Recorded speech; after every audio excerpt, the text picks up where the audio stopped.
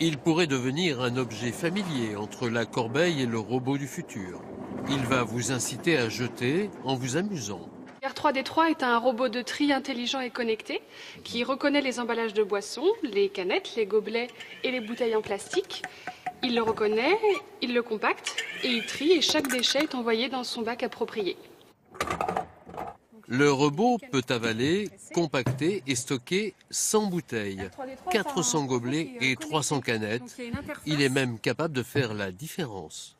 Je vous montre par exemple avec le téléphone.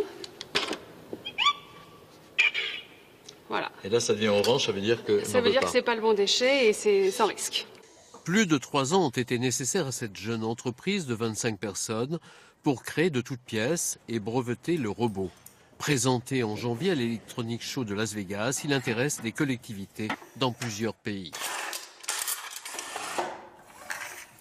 Dès que vous avez un distributeur automatique ou une zone de cafétéria, c'est un produit qui intéresse pour plusieurs raisons. Déjà pour le côté environnemental, mais aussi parce que son design est vraiment propre à ce produit, a vraiment été travaillé et permet d'apporter une solution innovante à des salariés qui sont souvent demandeurs d'avoir une politique de recyclage et de tri en entreprise. Le robot réduit par 10 les volumes de déchets. Un vrai changement dans les sociétés où le stockage est parfois problématique. Ici, au siège d'une banque, 20 appareils ont été installés. On peut connaître leur niveau de remplissage en direct par Internet à la minute près. On a dans le tableau de bord nos parcs de R3D3, donc on en a 20 au niveau de BPI France.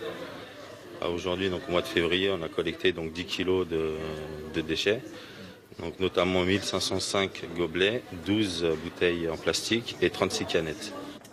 L'intérêt sera pour nous aussi de faire un retour auprès des collaborateurs pour leur dire voilà ce que vos gestes en recyclage des gobelets, café, eau, canettes et bouteilles ont permis de récupérer et de réutiliser dans le temps.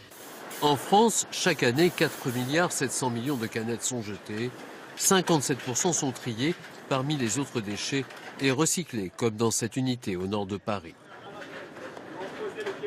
Par exemple, les canettes d'aluminium que vous voyez derrière vont être recyclées à l'infini. Et on pourra refaire aussi bien des canettes qu'on pourra faire même un pédalier de vélo, un cadre de vélo, et puis tout un tas d'objets qui seront faits en aluminium recyclé. Il faut environ 500 canettes pour fabriquer un vélo. Jeter sans gaspiller ni polluer, un cercle vertueux auquel le robot connecté peut nous aider à participer.